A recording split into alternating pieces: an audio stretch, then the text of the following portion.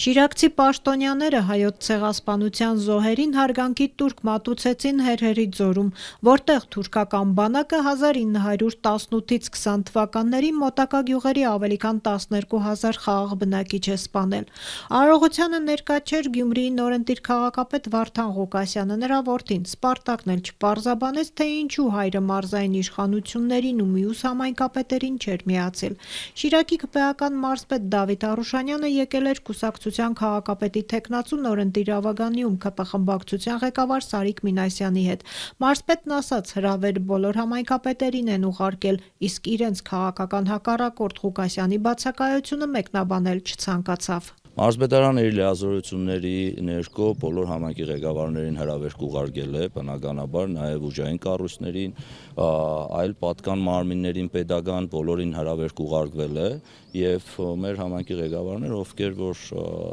նախընտրել են, եկել են այստեղ, բնականաբար բոլորին ուղարկվել է հրավեր։ Մենք մարզպետարանը իր լիազորությունների ներքո է եւ գործելու է դիմորեն օրենսգրքի, կառավարության դիրքորոշումների եւ օրենքի սահմաններում։ Արդյոք Գյումրիի Ավագանու ամենամեծ խմբակցությունը մասնակցելու է մայիսի 2-ին կայանալիք նիստին։ Սարիկ Մինասյանն ասաց, իրենց մասնակցությունը կախված է նիստերի օրակարգից։ Օրակարգին ծանոթ չեմ, օրակարգը կներկայացնեն, կտեսնենք ինչպիսի հարցեր են ներառված, ըստ այդմ կորոշենք մասնակցելու ենք թե ոչ, քաղաքային իշխանության ձևավորմանը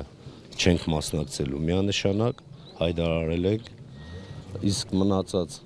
հարցերը, որոնք վերաբերվում են քաղաքի կենսունակությանը, կապված այն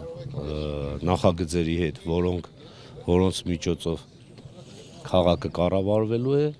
տվյալ նիստերին նախորդ կհայտարարենք մեր դիրքորոշումը օրակարգի վերաբերյալ եւ մեր մասնակցությունը անպայման կունենանք։ Առաջիկա նիստում քաղաքապետի տեղակալներ են ընտրելու։ Մի քանի քրեական գործերով անցնող քաղաքապետն արդեն ասել է, որ առաջին տեղակալի պաշտոնում միայն իր փեսային է տեսնում, որպեսզի իր հնարավոր ձերբակալության դեպքում քաղաքն առանց կառավարիչի չմնա։ Սարիկ Մինասյանն ասաց, թե ինչու չեն մասնակցի քաղաքային իշխանություն ձևավորելու օրակարգով նիստերին։ Իշխանությունը քաղաքային ձևավորվել է այն պարագայում, երբ տարբեր 4 ուժեր մեր քաղաքացիներին նախորոք չասելով, որ իրենք պատրաստ են իրենց քվեն տալու այլ թեկնածուի եւ կան նաեւ թեկնածու, ով հայտարարել էր, որ որևէ կերպ չի տալու իր ձայնը ուրիշին, իր միջոցով այդպիսի բան չի անելու, այսինքն եղել է մեր գյումրեցիների հանդեպ անազնիվ քաղաքական հայտարարություններ, քաղաքական պայքար, այդ պատճառով գտնում եմ, որ քաղաքային իշխանություն ձևավորելու process-ին մենք մասնակցություն չպետք է ունենանք։ Այսինքն հետո քաղաքացիական պայմանագիրը նիստերը չի բոյկոտի, հարցրինք Մինասյանին։ Տեսեք, եթե բոյկոտը մեզ ինչ-որ բան տալու է, եւ քաղաքական եւ մեր քաղաքի շահերից բխող բոյկոտելու ենք, բայց այդպես ինքնանպատակ բոյկոտել չի լինելու, որովհետեւ մեր խմբակցությունը Գյումրիում ստացել է ամենաշատ ձայները եւ մենք մեր քաղաքացիների խոստացած ծրագրերը հնարավորինս իրականացնելու ենք, ներկայացնելու ենք Գյումրու Ավագանու նիստերին, ինչպես նաև հետևելու են քաղաքի կառավարմանը